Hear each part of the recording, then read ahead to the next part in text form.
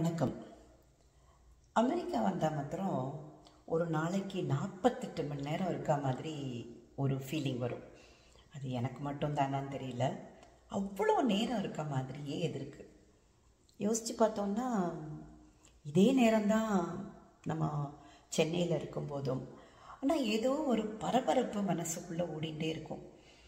அடுத்தது இது பண்ணணுமே, அது பண்ணணுமே, இந்த ஃபோன் கால் பண்ணணுமே, இது சொல்லியிருந்தோமே வரேன்னு சொல்லிட்டு அப்படிங்கிறது. யாரோ வந்துட்டே இருப்பாங்க, பேசிகிட்டே இருப்போம்.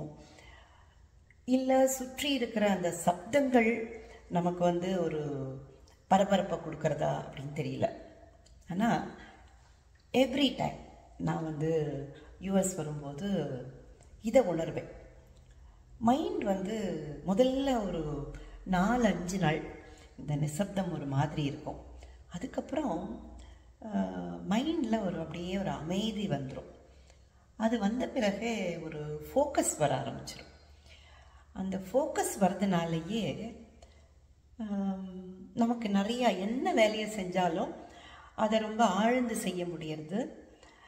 அதனால் நிறைய நேரம் இருக்கா மாதிரி இருக்குது.